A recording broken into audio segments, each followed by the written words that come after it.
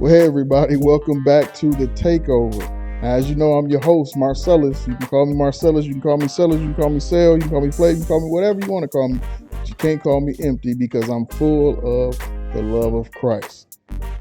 This is an exciting week. This is part 2 of our Family Ties That Bond Confessions of a PK, growing up as a preacher's kid. So last week you heard from Alexis and Justice. This week we have more guests for you, more information, more thoughts from PKs or people that just grew up in church where their parents heavily involved and what the things that we went through so people can have a better understanding of how they treat people and how we're dealing with people that are in similar situations. So I appreciate you tuning back in.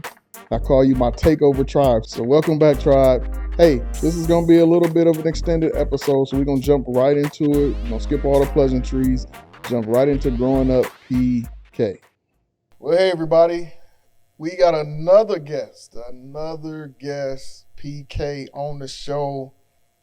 Some of y'all know, some of y'all don't. My big brother, George Miller Jr., former high school hoop star, college star. Y'all see his jersey behind me, number 40, on the wall of fame. Got his signature on it. And, hey, this man is who I looked up to all my life. So, welcome, George. I appreciate you. We grew up together, so you know we both PKs. But you kind of have a unique distinction, right? You followed Pops. A lot of people don't know our dad was a great all-world drummer in his day. You grew up playing the drums, so you had the distinction you had to follow him on the drums and the pressure of being a preacher or people wanting you to follow that path. What was that like? What was that pressure like, or was it pressure? It was definitely pressure, I guess, especially hearing so much of just how much of a great drummer he was. Even when I thought I got on there and done a little something, you know, it would always be that person that would really come around like, yeah, you could play, but you would have heard your daddy.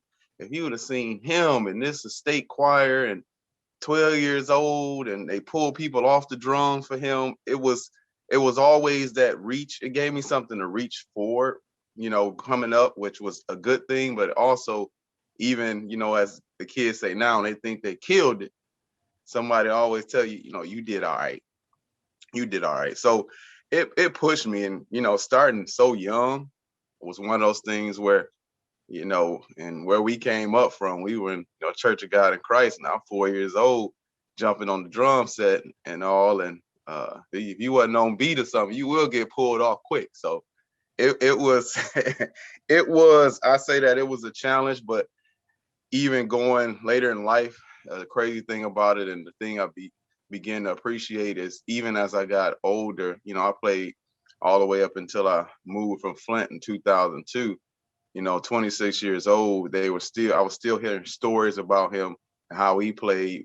But I got to the point where, you know, I got his admiration for my play. And that was really what I was trying to achieve. So, you know, finally getting there to have him tell me, he's like, I never played like this. It was almost like one of those battles, like, well, come on, Pops, I heard the stories about you and I seen you, even rusty, ain't picked up a, you know, stick in forever, get on there, and still I didn't want to come on the drums after him. So it was an interesting dynamic. Yeah, I remember those times when he would play and it would just be like he was having a flashback, and like he would get that grin on his face and he would just start going, and he'd be like, he going somewhere else, you know. he back in the 70s or whatever, you know. Yeah. But what about, did anybody pressure you to follow him as a preacher? Like, did you feel any pressure in that regard, or? Oh man. I mean, besides getting some handkerchiefs for Christmas when I was, you know, traumatized as a youngster, 4, 5 years old. Wait, wait, wait, wait, wait, wait. We gotta stay there. Hold on, folks. Why did you get some handkerchiefs? For what? Tell us a story how you got some handkerchiefs for Christmas. Christmas was a big thing coming up in Kojic. I would just say that we have a big old Christmas tree. They put all kind of gifts. People bring the gifts there, and you have somebody that wants to announce it. Gift for you. They call your name, and you come up and get it. And we weren't the most popular kids at the church. It was some kids, they always had stuff on there. We don't know if their parents were doing it or whatever. But it's finally that year. I'm thinking I've arrived. I'm coming up. I heard my name. I didn't jump right away because usually they'd be like senior, so I don't want to get excited, me being a junior and all, but it's like, no, come on up. It's for you. So I'm grinning, man. I'm coming back. And I'm like, even young as you are, I kind of know you remember this because it was heartbreaking. So I'll come back with that. I got to open it. I got to see right now what's in here. It feel all right. Maybe it's some shirts, something, something I might like and I can have. I'm just happy to have a gift, man. Open it up. Handkerchiefs, man. Handkerchiefs.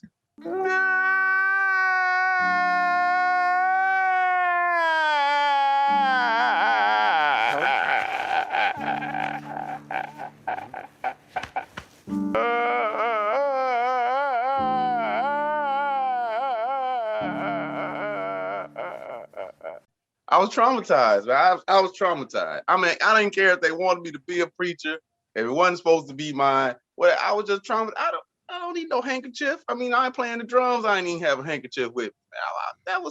That got me for a minute. See, a lot of people don't know that was the staple of the preachers, the Church of God Christ, them white handkerchiefs perfectly folded into that square. And so a lot of people don't know that was a good gift for a preacher, but for a kid, but that was a letdown.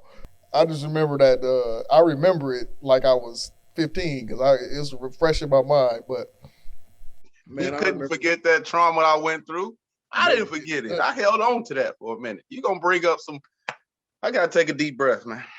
That's so that's funny. But what's the best part, man? What would you say is the best part about being a PK as a child and then growing up? Well, as a child, especially, in our circles and where we started at, for me, it was really the musicals. Like the musicals, if you were a PK, it was times that it was so full. There was so many, people there out of town and guests that people couldn't get in for musicals. But being a PK, a lot of times it got to, sneak in and find a seat on the bench or the usher's chair or something just to get in the building. And that to me, that was always the best part of it. And I'm looking down as, you got some reverence because of that fact that your parent, was a preacher and all that some others may not have had. So on the best part of it in the early ages, that was the thing for me. And what about as you grew up? What did you grow to appreciate about it? Because what I tell people is you never stop being a PK. I mean, that's just something that don't change. If your daddy a preacher, your mama a preacher, you still a PK. Exactly. And I still tell people that today. And the crazy thing is some of the reactions you still get. I'm like, I'm a 45-year-old man. And still to tell some people you a preacher. Oh, you a preacher kid? I'm like, yeah. And I became so thankful for it, I guess, later in life. Because early, we're in church all the time. I mean, all the time. You can't imagine how much we're in there. But later in life, I really realized some things that kept me from the foundations it built in me, and so many things I thought it was, robbing me of as a kid. It was a lot of those things that I found out later in life. I was thankful that I didn't go and experience or was even too scared to experience because of having, two parents that was preachers. So I think for sure, later in life, I appreciated it more than I did early in life. And that's no doubt about it. I had those conversations, even had to go back and thank my parents, thank our parents, dad and mom, just for the structure that they gave us, even though it was, I was scared to death. But that being scared kept me in place long enough until I started to get it for myself. And when I really started to get it for myself, I understood more. I had more of a structure. I had my own relationship with God. And that, helped me to be the person, the man that I've become and still growing to be. Yeah, it's funny you mentioned that fear. We had a fear. I don't think we were scared of our dad as much as scared of what he could do to us. But as far as a whooping, because we actually got whoopings back in those days. But also we used to really think that God would strike you down. Like that was a real thought. It Like was. I thought God had lightning bolts and was up there aiming at folks, you know. But That's the truth. so man, we had a real fear of messing up because of that. But did you ever think about your mistakes and how they would look on them? Like, so were you ever afraid to mess up because you didn't want to make them look bad? Younger, for sure. I think it was more the fear that you talk about. Um, because as you're getting that training and coming up, anything you do, you're gonna get in trouble. At least when we were coming up, when you get in trouble with the person that catch you messing up, and then they're gonna tell your parents, and you're gonna get it again because the talk gonna be around the church is, those Miller boys did this, this or that, or George did this, this or that, and Pops wasn't having it because he like, you making me look bad. It was always that thing, you make me look bad if you doing something wrong. So, you said you ain't really had a fear of. I feared that joker.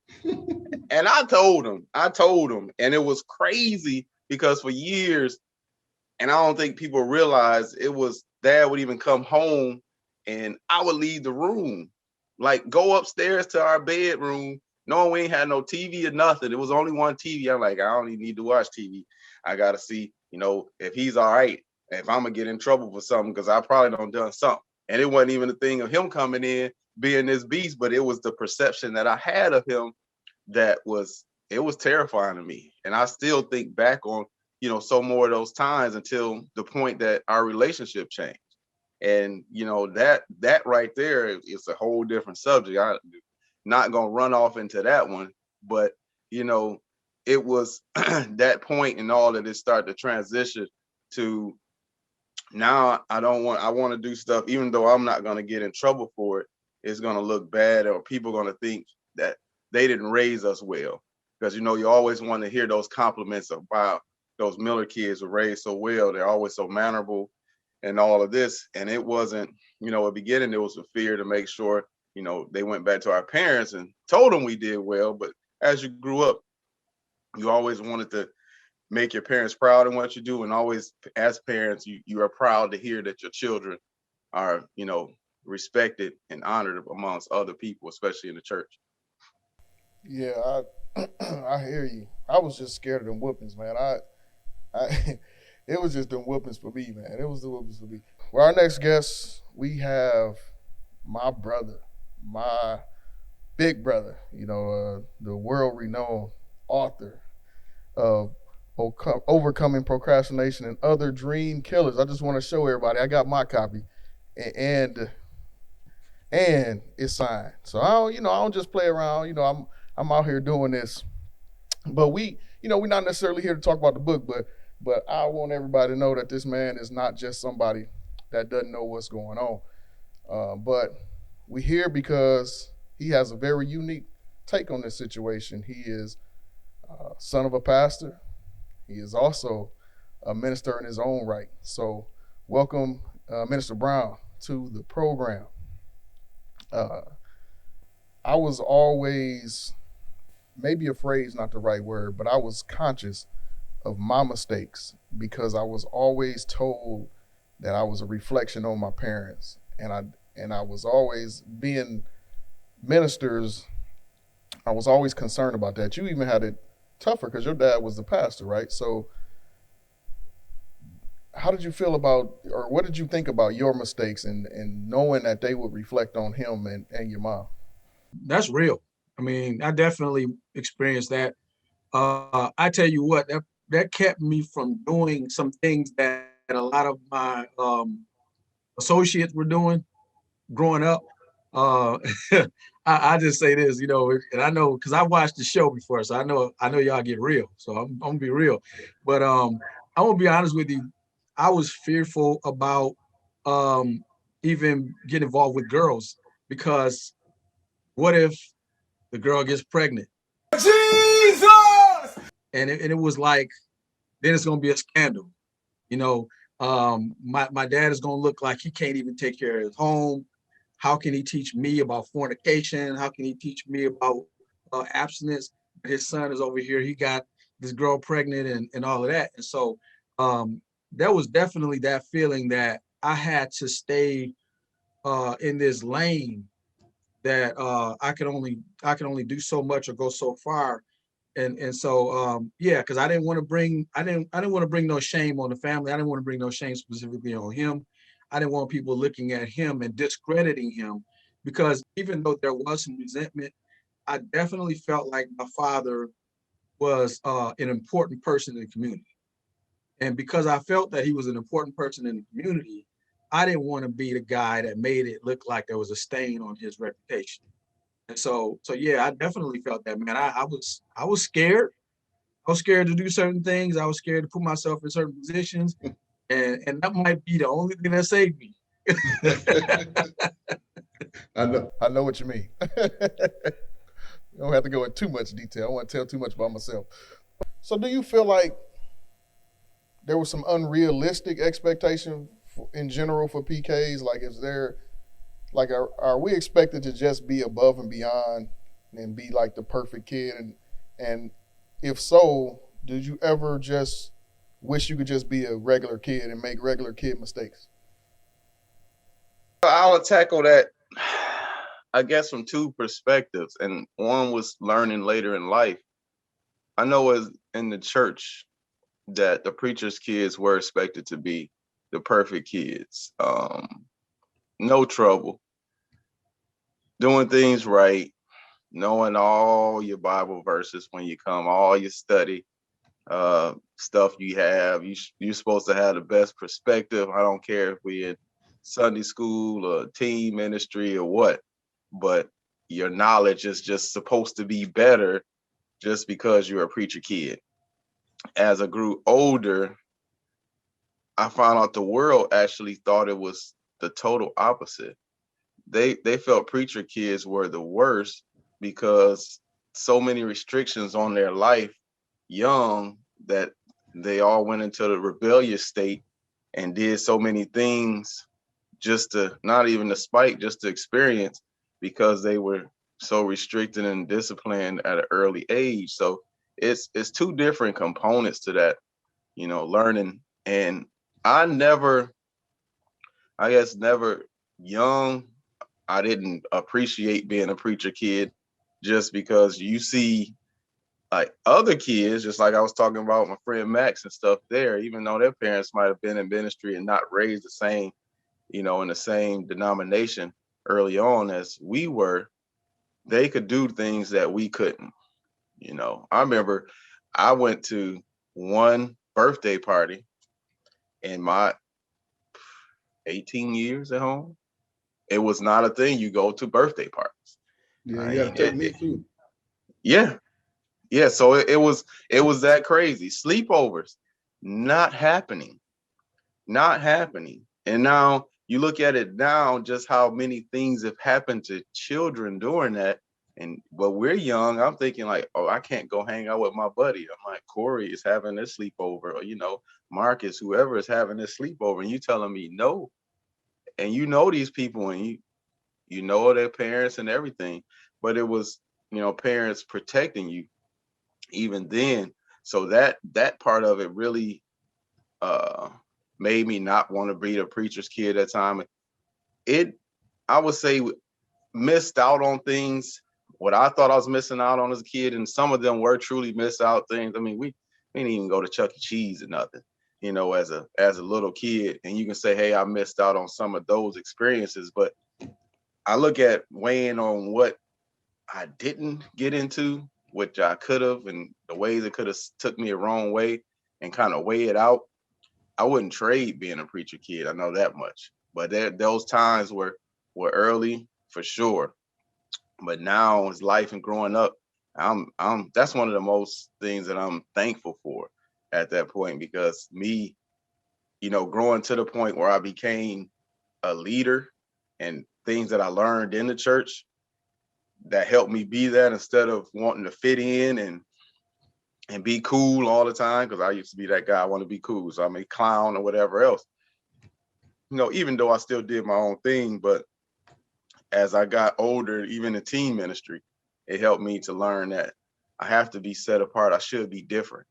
And when I started getting that, being saved at 12 years old, I didn't really get it. I knew I was different that day. I knew that I gave it all to God that day, but it was so much more maturation that I had to go through.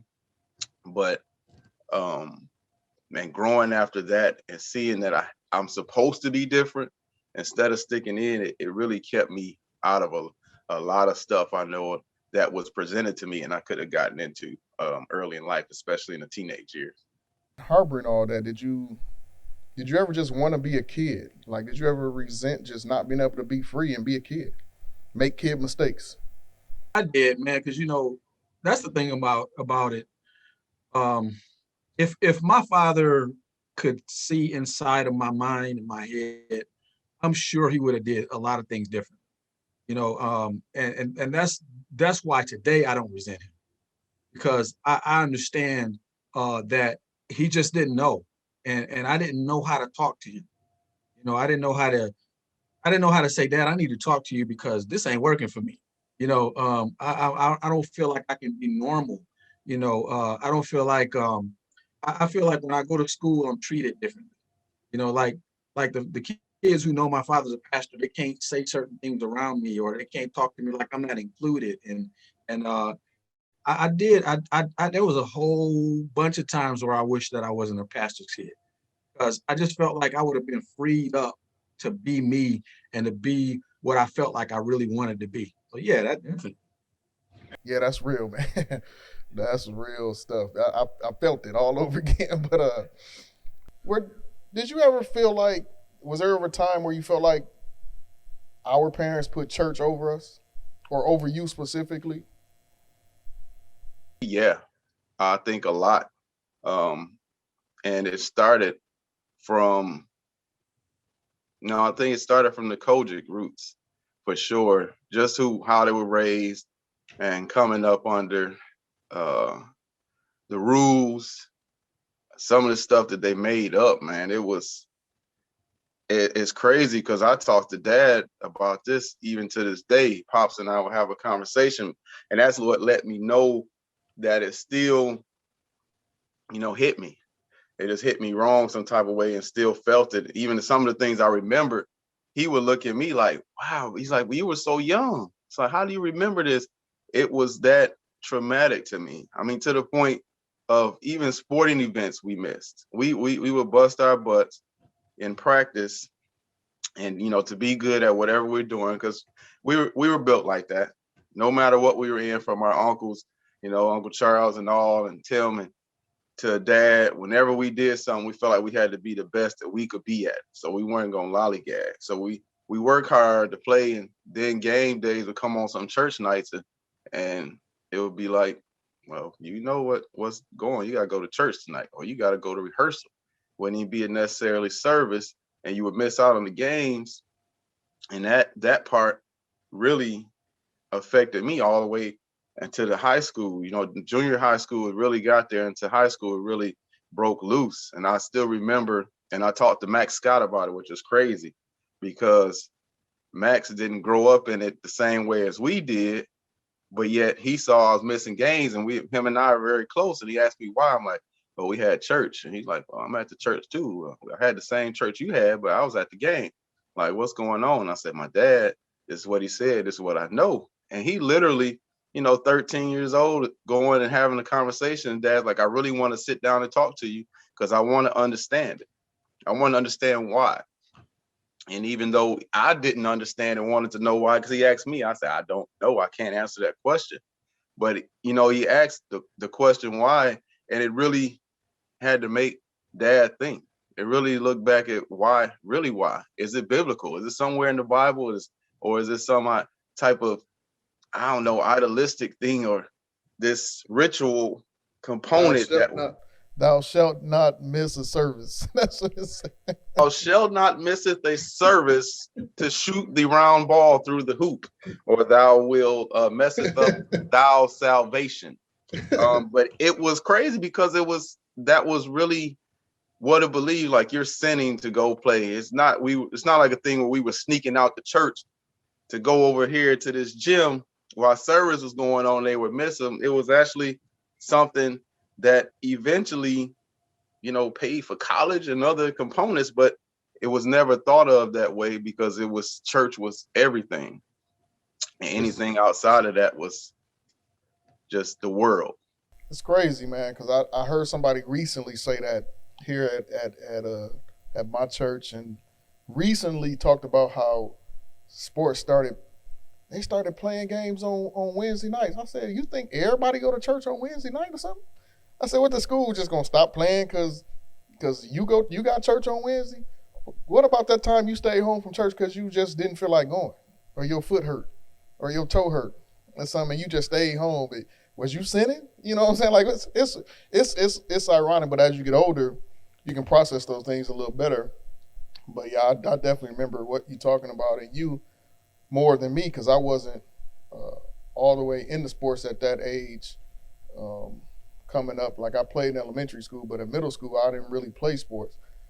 So it was kind of the academic stuff for me that I had to miss, or my band concerts or something like that. I'm going right in with you. Have you ever felt your parents put the church over you? And if so, how did that make you feel? And did that change as you got older? Well, that's a good question, man. And I know, I know you can relate a lot to this, being a PK yourself. But to answer the question, yes, just straight up, yes.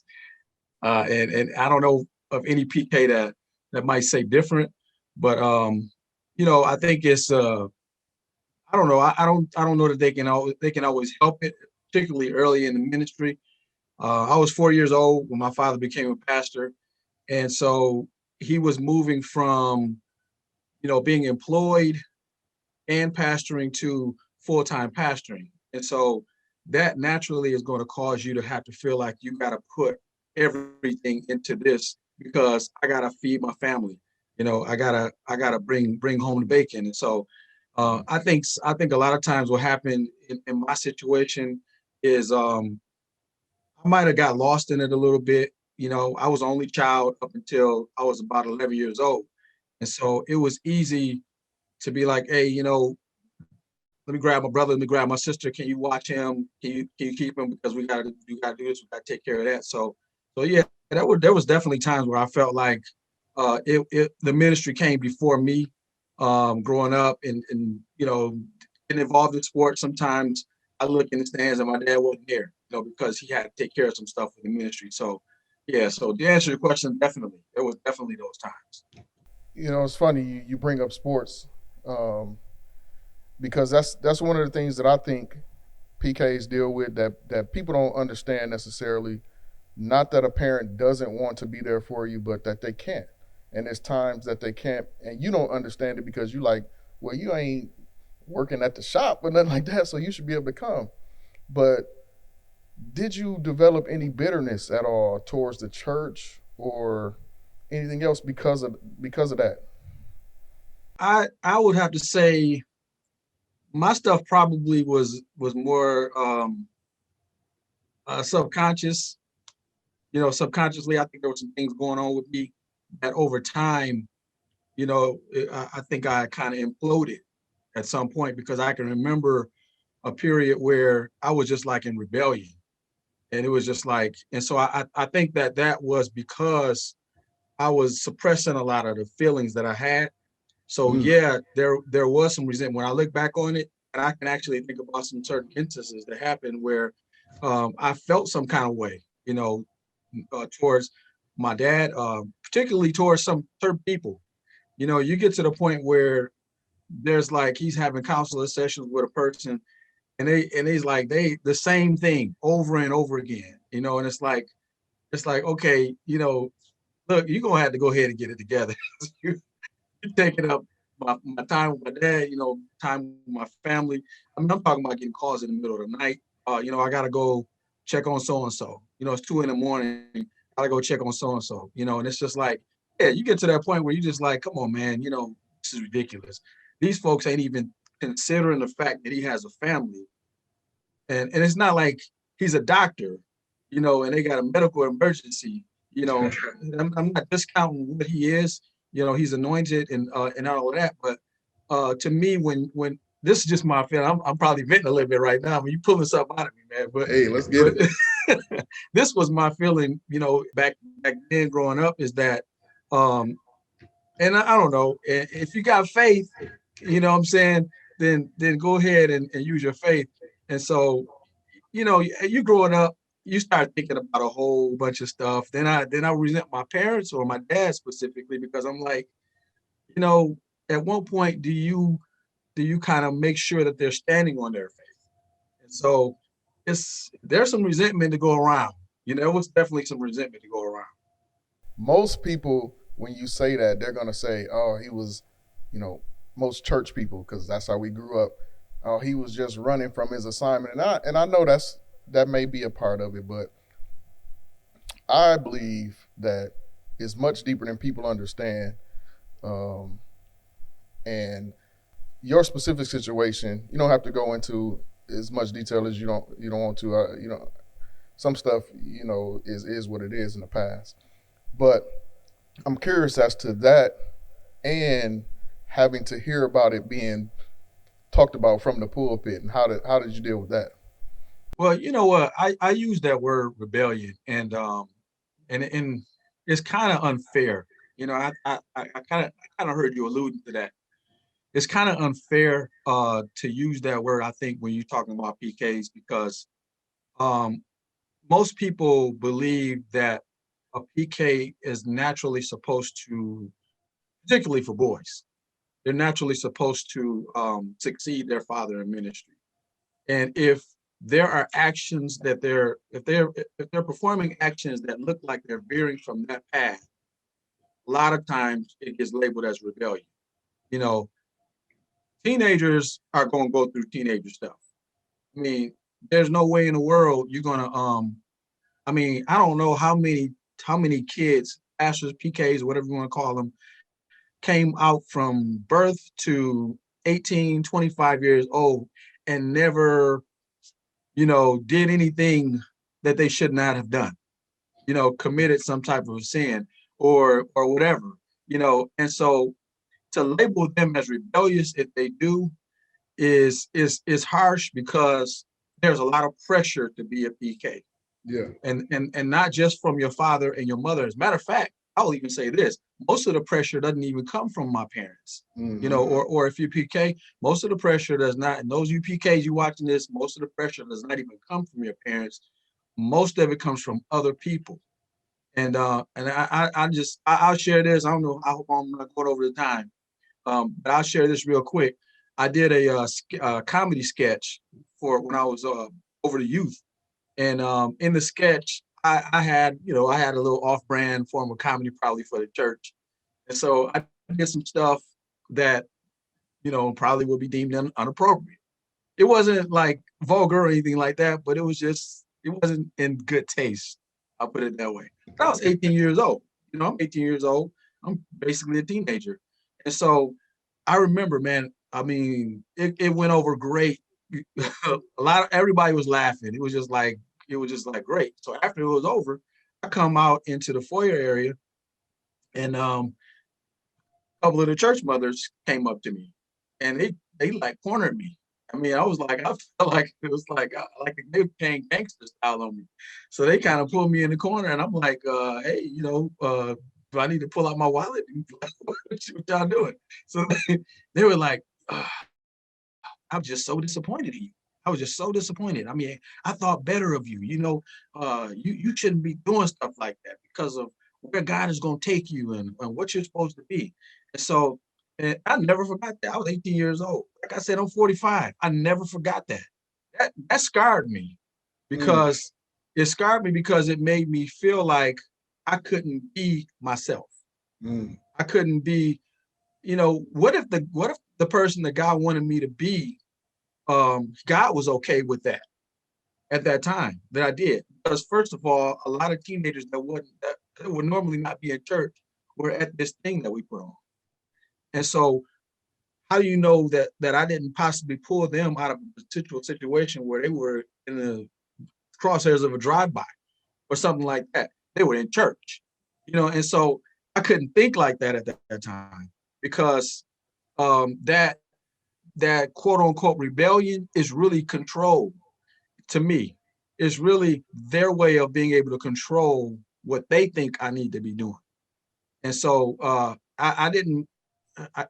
Finally, I was able to break free from that. But that's real though. A lot of PKs go through that, and it's unfortunate. But you know what? One thing that gets me, man, and I know you know about this, and I'm interested in your perspective as a pastor. You see him work so hard with people 7 days a week, really, because it's not like a 9 to 5, right? Pastor is pastor. And we know that Pastor Brown puts in countless hours. But then you also hear people speaking negatively about him and trashing them and talking about the church and saying Kingdom is, or at the time, Manna Ministries, when it started, transitioning to Kingdom of Heaven Ministries, is a cult of some sort. How did you deal with those feelings? Because that had to be tough.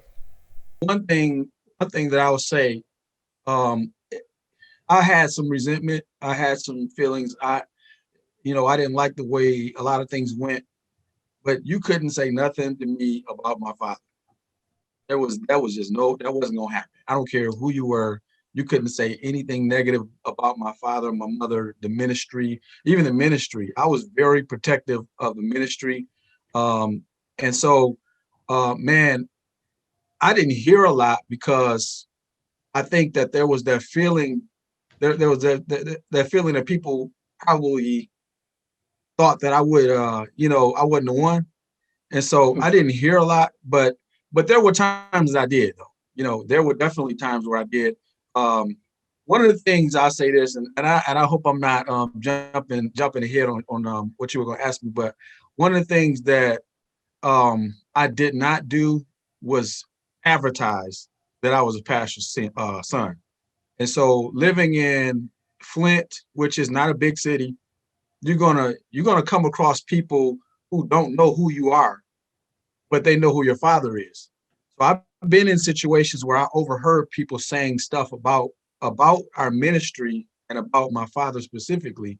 And then, so I hated that.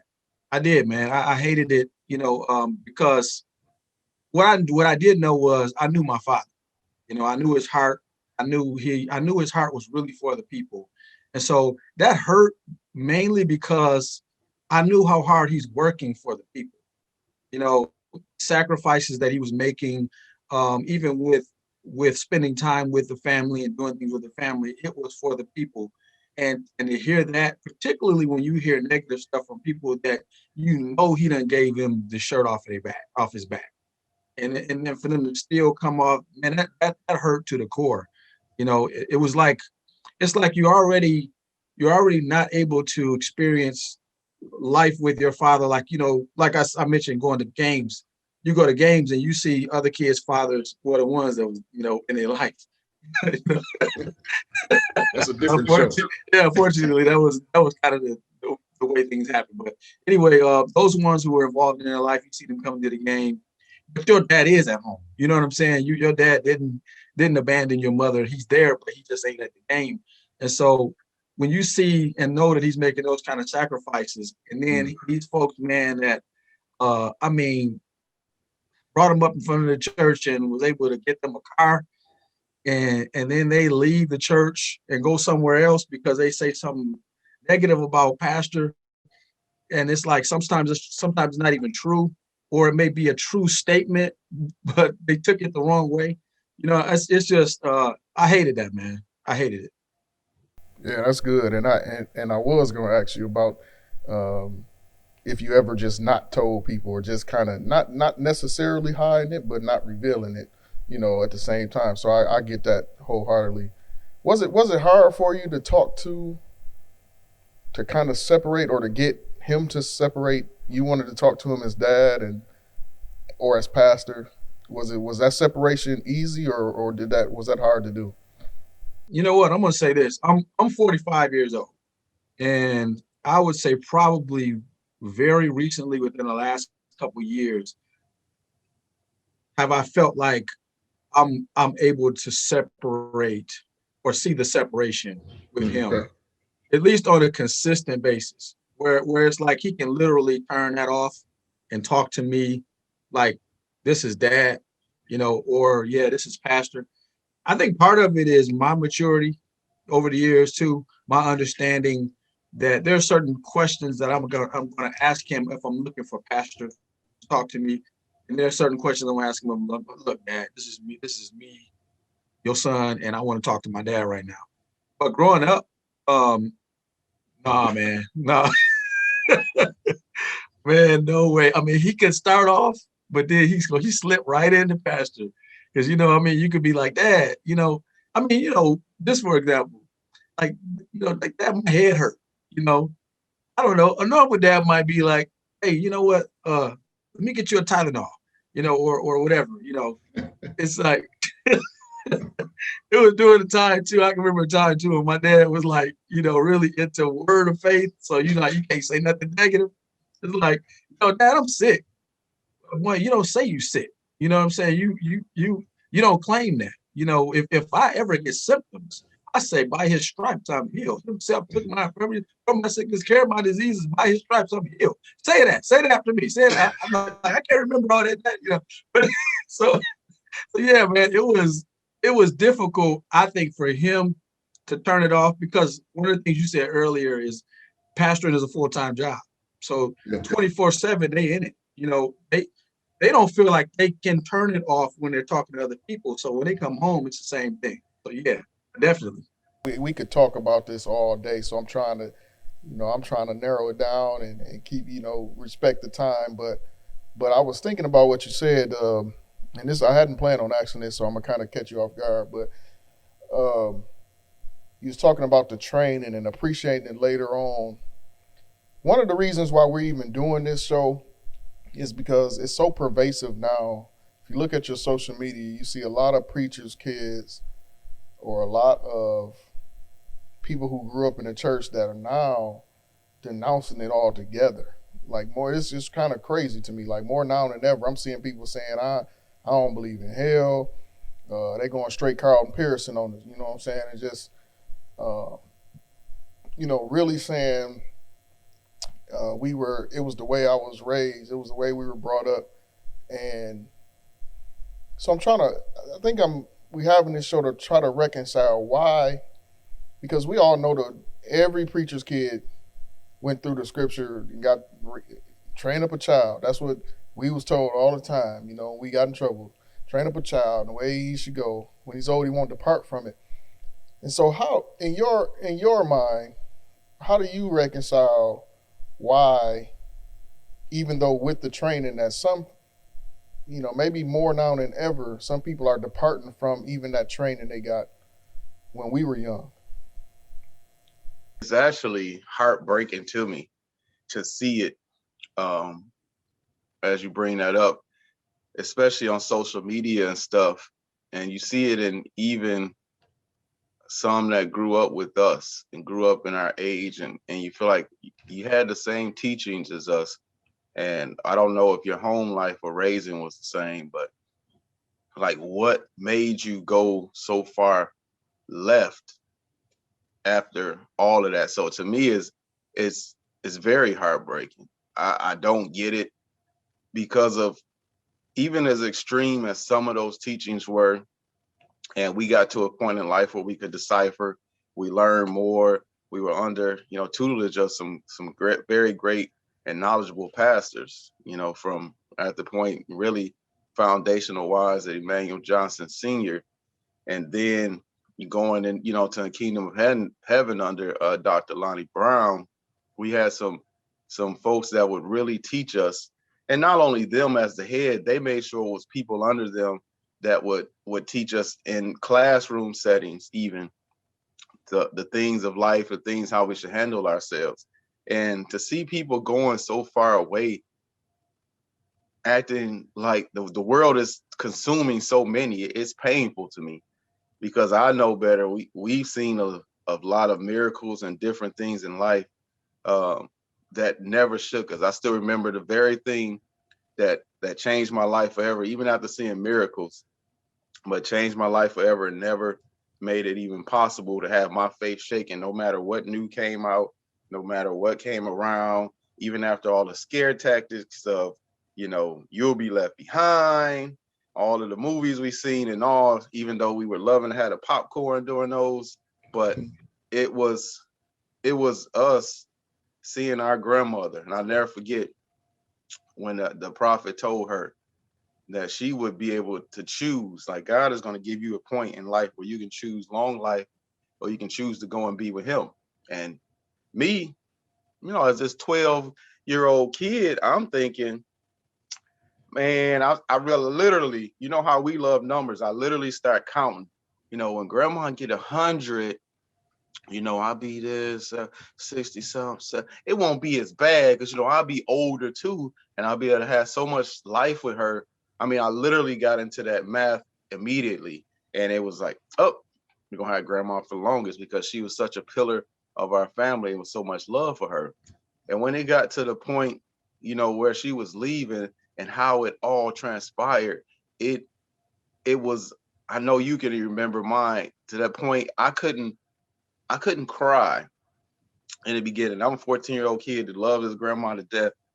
And in the beginning of it, it was just trying to compartmentalize everything that happened and to also know still that she had a choice. And I was like, I'm definitely wasn't gonna be mad at her.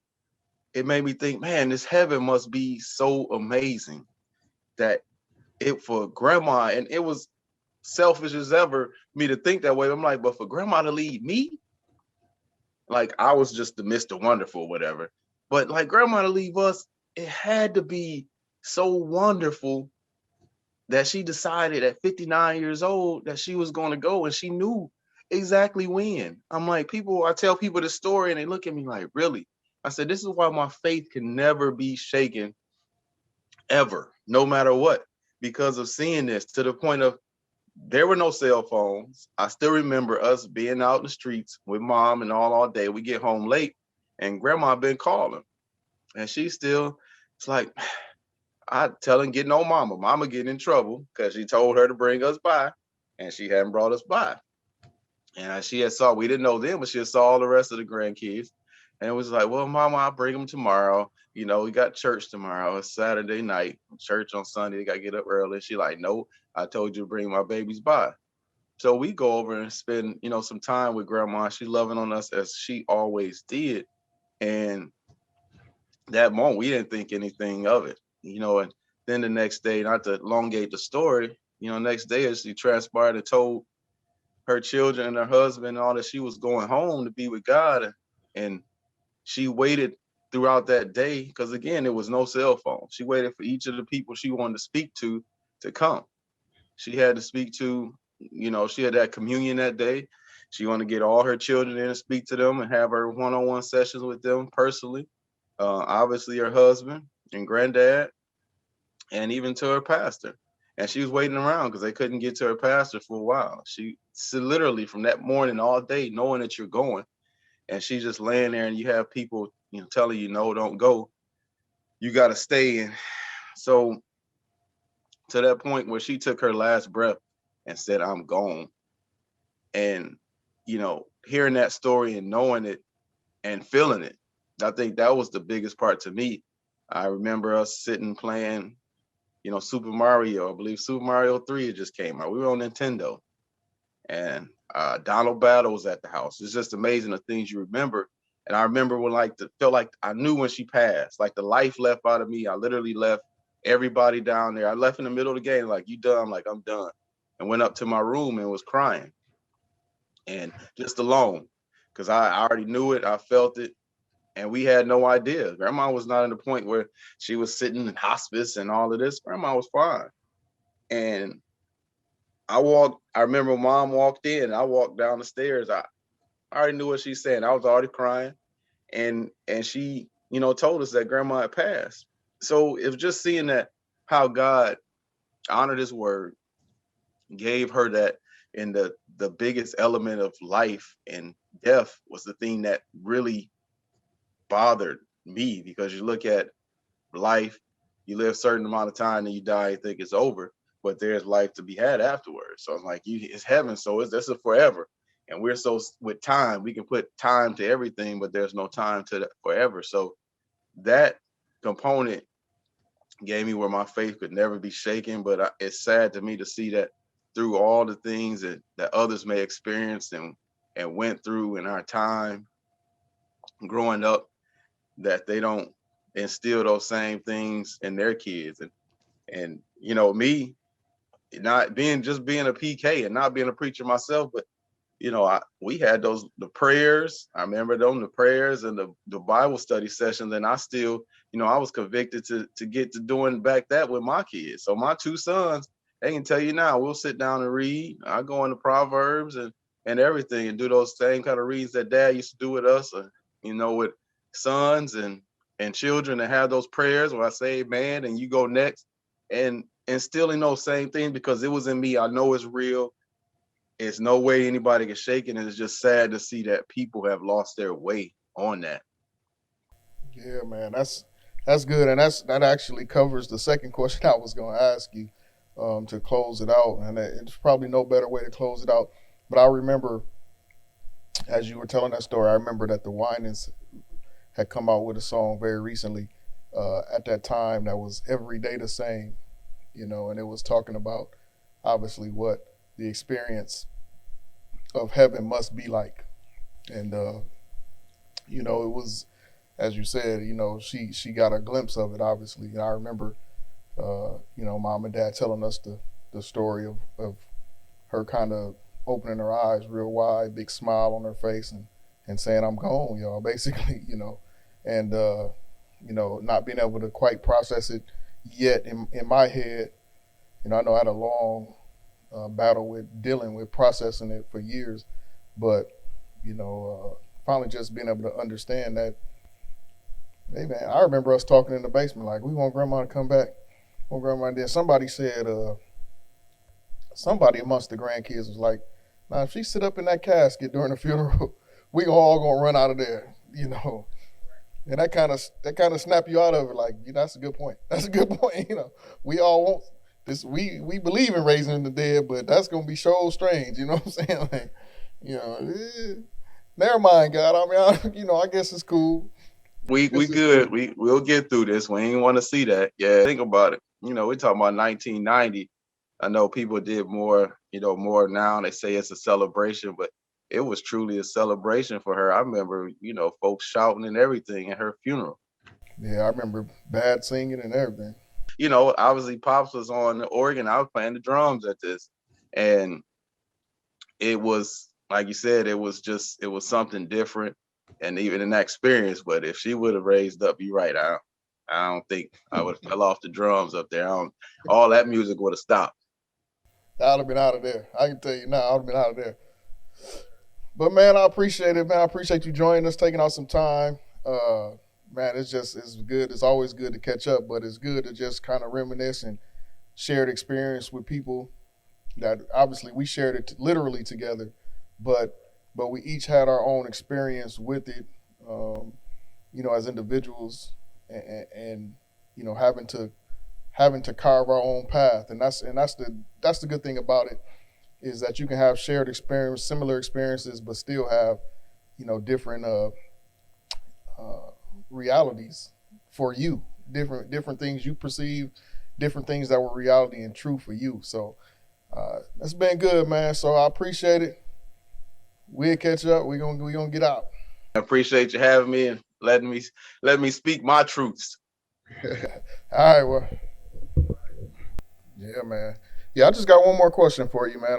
This has been really good. I'm really happy that I feel like the Spirit dropped this topic in. And this is, by the way, this is the first of 3 that we're doing. And I call it the family ties that bond instead of bind. I want to take out that bind, that negativity of the bind. And so, one thing I want to ask you about being a father now and a minister. What is How does it feel now, and what have you learned that you have to do maybe differently in raising your children? You know what? That's a great question because, and I think one of the reasons why I was able to, uh, I guess maybe develop a different relationship with my father later in life is because as a minister myself now, I really saw what he was going through. I can't tell you how many times, just full disclosure right now. And I really believe in being transparent because um, there are some people who are going through what you went through, and if you're gonna hide it, to try to make everything look glamorous, you're not helping them. And so I'm just gonna say this full disclosure. Um, there are some times where my marriage struggled because of what I believe was supposed to be my commitment to the church. Like it was like you gonna have to understand they need me. They need me, and I gotta go ahead and go in and do this. There was no hey, you know what? I understand you got a situation, but you're not getting ready to die. So so since you ain't on the verge of suicide, so why don't we table this because I'm supposed to be having dinner with my wife right now, or you know what I'm saying? It was like, and so same thing with my kids. I saw myself doing the same things that I held my father in contempt for. Mm. And so it was like, but the difference between me and my kids and me, first of all, I was the only child, only boy growing up. And so I got two sons and a daughter, and each one of them have totally different ways that they respond to things. So because one might respond in a different way that makes it look like it's okay, I'm now treating all the rest of them like, well, you need to act like your sister, or you need to act like your brother and quit tripping. And so yeah, man, and I think a lot of that has to do with me understanding that as a minister, as a man of God, somebody who has a strong role in the church, that there's some things that I got to do in terms of balance. And I don't know that I believe that uh balance is something. To me, it's almost like a myth. Like it's like a unicorn. You find a unicorn, you might be able to find balance. But I think that the key is not so much in trying to make sure I give equal time to everything, but quality time. And so that's what I had to learn. But yeah, that was difficult for me. Um, Unfortunately, in my situation, uh, I mean, I'm not saying I saw it too late, but there were some times where there's definitely some things that could have been avoided had I been able to recognize that my sons needed their dad and not a minister. My daughter needed a dad and not a minister. But once I was able to see that, I believe God redeems the time. And so I was able to see things turn around in each one of my children. I mean, today I can sit here and tell you that things are a whole lot different. My mindset is different. I'm freed up now from the bondage of feeling like I owe this to this. It wasn't so much listening to God as much as it was listening to these people's needs. Mm. And sometimes God, I think, is like, I didn't tell you to go over there at 1 o'clock in the morning. No, I mean, I'm not getting up that early. You know what I'm saying? So yeah, man, that's definitely an issue, man. And that's real, man. And I appreciate you coming on, man. I look up to you. I think, I hope that I'm able to raise kids in a way that can do that separation as well when my time comes. And man, I just appreciate you as a brother. I appreciate you as a confidant, a friend, as everything that we have in our relationship. And man, I appreciate you coming on, and y'all remember, this man is an author. He got a book. It's powerful. And I know it's more coming down the pipeline. He's doing podcasts himself. He's doing the Facebook Live every Monday evening at 6 o'clock. You can catch him there. Just go to his Facebook page at Antoine Brown. And you'll see all the good stuff he's got to tell you. Now, I told you, we talked all this PK stuff, but he is a powerful minister too. So he has a word for you if you need it. So thank you, brother. We will definitely catch up again soon. Thanks, man. I appreciate you. Thank you for having me on here, man. I appreciate it. You know, me, I told you I was a PK too. And there's so many predictions and prophecies about me preaching. And particularly, I believe since I resembled my father in a lot of ways, it seems like those predictions and stuff increased. Of course, when we played church in my grandparents' basement, you know, we all took turns, I took turns preaching. You know, I had my time as the pastor. We had Easter speeches, Christmas speeches. We had all kind of speeches where we got up in front and, we recited some things. But those were canned things. When I started coaching basketball, it really started me speaking to groups from what I had to prepare. I was starting to coach at a time in my life when I was struggling with trying to live up to my brother, live up to the expectations of being like my dad, all those things, fearing making mistakes, because I didn't want to make my parents look bad if I was messing up, all kind of stuff. And believe it or not, the stuff that was going through my mind repeatedly was I good enough? I dealt with it a lot, and I hid it a lot. I used to hide the fact that I was a PK sometimes from my peers in school. And I hid it because once they found out I was a PK, for a lot of them, I turned into that guy that should know how to deal with every issue. And frankly, I didn't. And when you grow up as a PK, you see so much interesting things in the church that I was kind of iffy on whether or not I wanted to be in the church. There were points in my life where I didn't know if I wanted to be in the church, and then I got to the point where, I was fine being a member, but I certainly didn't want to lead nothing. I didn't want to be no preacher. I didn't want to be nothing. I just wanted to come to church, do me, and go home, And a lot of that stemmed from what I had seen growing up. And, it wasn't until I was able to look back at that and my current pastor kind of prophesied. He said, I know you've seen a lot. He says, you have, but that's not why you're here. Now, this is not about me, so I'm not going to go into a great deal of my story. But that pressure to live up to expectations was tough for me at times. And I had a difficult time balancing that with just trying to be myself and learn who I was as a person. And, it's a lot more challenging than people might understand. I mean, listen to the people you've heard today and what they've told you. But one of the things that always bothered me, and still to this day, is the negative portrayal of pastors, preachers' children on TV and movies today. I mean, there was a show or a movie, Preachers, I think it was called Preacher's Daughter, and it was all kind of terrible stuff in it. The popular show that people talk about all the time, Greenleaf. I can't watch it. Because they put every negative connotation that could happen in the church, they put in this one church.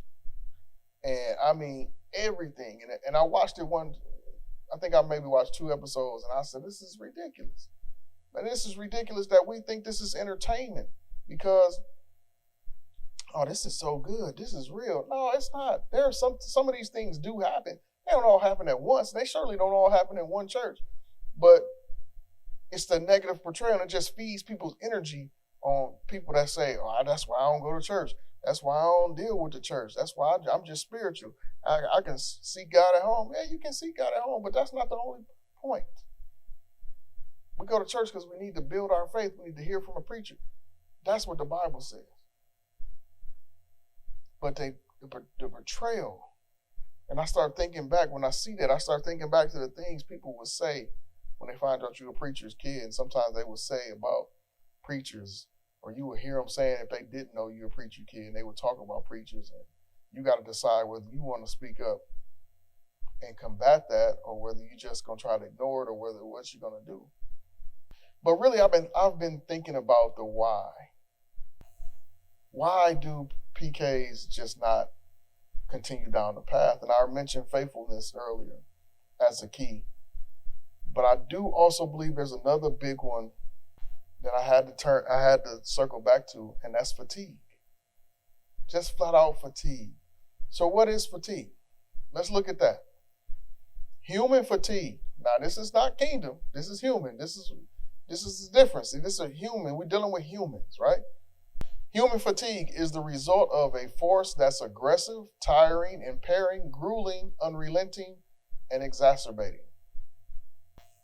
All right. Come on now. Think about it. Think about being a PK. A result of a force that's aggressive, tiring, impairing, grueling, unrelenting, exacerbating. All that pressure, all those expectations, over and over again. You got to be this for everybody. You got to be in everything. You got to be involved in this. You got to be involved in that. You can't go do this with your friends. You can't go play sports today. You can't go to the mall. You can't go to the movies. You can't go to a party. You can't go to a sleepover. You can't do this. You can't do that. And nobody understood how impairing and grueling that was, because we didn't understand. We didn't understand why going to a movie was bad. We didn't understand why going to an R-rated movie where you might see some violence, you might hear some cursing, the same stuff we heard every day in school. You want us to go there, but we couldn't go to a movie. That's hard to understand. It's hard to understand why somehow having a birthday party was wrong to do. It just didn't make sense, and nobody took the time to explain. Nobody really didn't have these tough conversations, and that's not a knock on my parents, but that's the way they were. That's the way they were taught. They didn't have to answer to us, and they don't. They didn't. That's true. Don't get me wrong. They didn't have to answer to us, but sometimes I believe if time had been taken to explain some things, I think more the PKs wouldn't get off course. Now get this definition, y'all. You see it on your screen. Human fatigue is sensing an extreme feeling of exhaustion stemming from relentless pressure to perform at peak levels without the sense of accomplishment or the support of others assigned to the task required for the expansion and advancement of the kingdom of God, and thus unable to experience the enjoyment of a kingdom lifestyle. Well, that says it all. Extreme exhaustion. Relentless pressure to perform at peak levels. Now, when Pastor wrote this, I'm sure he didn't have this in mind. He didn't have PKs in mind when he wrote this. But listen at that. Relentless pressure to perform at peak levels. That's what you've been hearing. That's what you've been hearing us talk about. That pressure. And you don't get the sense of accomplishment because there's really no praise that comes behind it. It's what you're expected to do. You're supposed to do it. Right? So there's 4 laws: exasperation, irritation, exhaustion, overly tired, enervation, weakened, and exacerbate or make worse. So it's made worse by the not getting any credit for it, right? You already have these high expectations. Then when you don't get credit for doing it, but then soon as you do something out of pocket, there's a spotlight, boom, like a big spotlight come on your head, and everybody's looking at you. What does the word say about fatigue? Galatians 6, 9, and 10. So let's not get tired of doing what's good. At just the right time, we'll reap a harvest of blessing if we don't give up. Therefore, whenever we have an opportunity, we should do good to everyone, especially those in the family of faith. Do good to everyone, especially those in the family of faith. 2 Thessalonians 3:13 says, as for the rest of you, dear brothers and sisters, never get tired of doing good. It sounds easier than it is. 1 Peter 2:15 says, it is God's will that your honorable lives should silence those ignorant people who make foolish accusations against you. Oh man, when I read that, that just made me feel good. Because it's in living in that honor. We don't have to be ashamed of being PKs. You don't have to be ashamed of your parents being involved in the church, even if they're not preachers. You don't have to be ashamed of being a part of a ministry, because the lives you live, the honor in which you live, that's going to silence the ignorant people who make foolish accusations about you. See, that's what we need to remember. Stay strong. That's my advice to PKs or anybody who might be struggling with their parents being involved in church and feeling a little bit left out. Stay strong. Have the tough conversation with your parents, though, respectfully, including letting them know what struggles you have. And that's what we didn't do. I didn't do growing up. I didn't have those tough conversations and say, Mom, Dad, this is what I'm struggling with. Learn that real friends don't come easy. So keep your circle tight. And like some of those friends are not going to be with you forever. Depend on your training for your foundation, but depend on your learning for your growth. See, if you just only depended on your training that you got, how are you going to grow? That training that you got at 5, 6, 7, 8, 9, that's not going to sustain you at 29, 30, 31.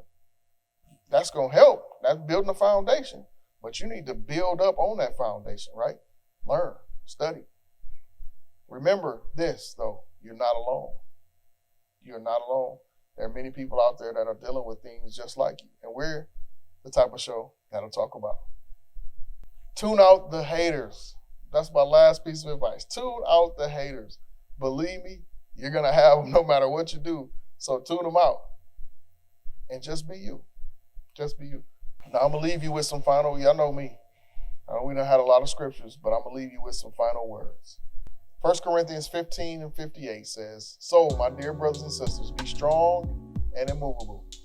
Always work enthusiastically for the Lord, for you know that nothing you do for the Lord is ever useless. Remember that, PKs and everybody. Wow. I hope you got something out of those last 2 episodes. I can tell you what, even being involved in it, I got new perspective on the whole situation as well, even being a part of it myself. But let's get some more tribe members. Let's get some more Takeover tribe members by liking this video. And then once we like it, hit that share button. Share it across your social media platforms. Share it across to all your friends via email or via text. Share it everywhere. And then obviously make sure you're subscribed and you've clicked that notification bell so you know when the next episodes are coming. Now, next week, preview for next week, we're going to have more guests. And we're going to be talking about part 2 of the family ties that bond, and that is blended families. You don't want to miss that.